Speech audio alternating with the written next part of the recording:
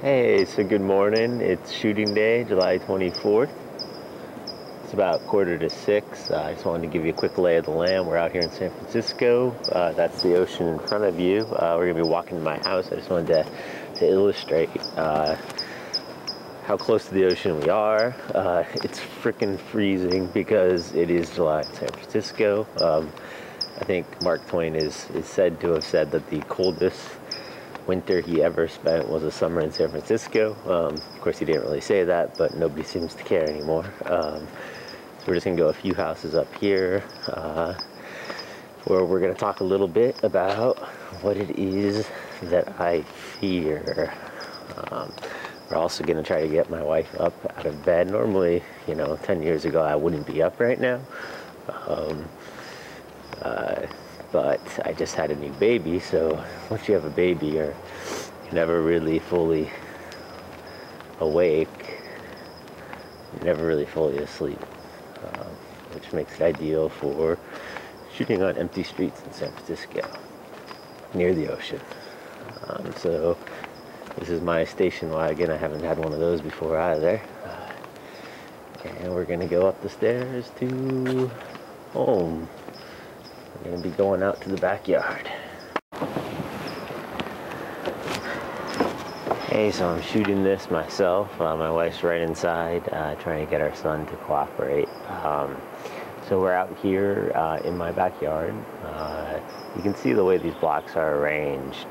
The houses all line up on the outer edges, creating these sort of, I like to think of it as sort of like a medieval castle on the inside. I'll try to show you what I mean.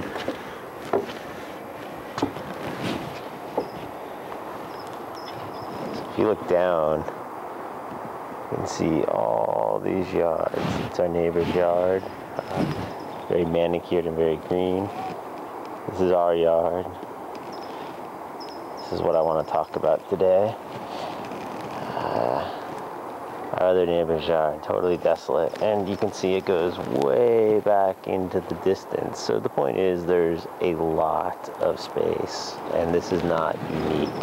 There are 40 of these blocks, well, almost 50 going east-west, and another, 30 going north-south. So you can tell we're talking about a large amount of land, and that only becomes important if you do something with it. These places are really, sadly, quite neglected. We like to try to do something with ours. We try to grow our own food, and I think that's really important in today's world. We're in San Francisco, we're urban gardeners, but we try to grow what we can here, and we're going to go down and look at some of what's going on. Hey, so this is kale, and I just jumped into telemacro mode here, and there's some sort of bug on it. Now I know what you're thinking, that's not kale, that's green beans. What are you talking about? Well, oddly enough, kale is a biennial. We let it over winter, and it turns into this. Probably not what you're used to seeing at your grocery store, if you ever see kale at all. I'm just going to jump in here and grab some of these, some of the dry ones. I promised my wife's dad I'd get him some for his garden. It's a little gnarly in here. One thing about organic gardening is you're going to get bugs. And kale is especially susceptible. A lot of the seed pods are covered in these really gnarly brown bugs. So that's what our seeds look like. I'm pretty sure that's out of focus, but maybe the autofocus can pick it up. So we're going to bring these. We're going to bring these to my wife's dad tonight when we go see him. So this is going to blow your mind. Watch this. It is a freaking giant tomato.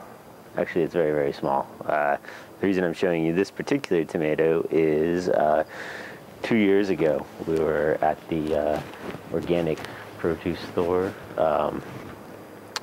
and I bought a couple tomatoes, and I get into the checkout line. They were heirloom tomatoes, and they were $8, and it, practically gave me a heart attack. So I felt like just eating two $8 tomatoes was wasteful. So I looked online. Google's a great thing. Yahoo's a great thing.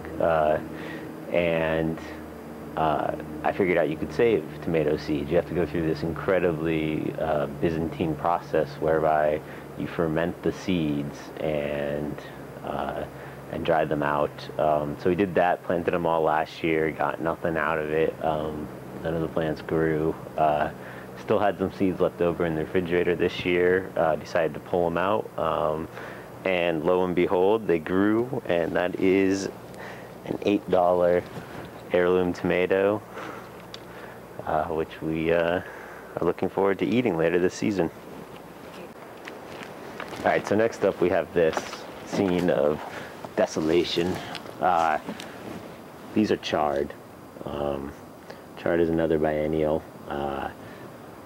These ones have gotten huge. I was hoping I could get some seeds from this. It turns out they don't look like green beans at all. They look like these, crazy Lovecraftian creations. I don't know where the seeds are. I don't know what these are going to do. They're obviously a little past their prime. I might have to take this out soon.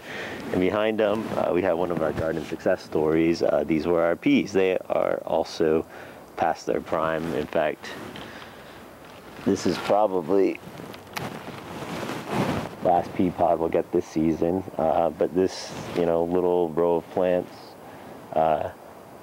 gave us 100, maybe 150 pea pods. So we've been eating these all spring and enjoying that. The horror of the chard. It's a hideous monster.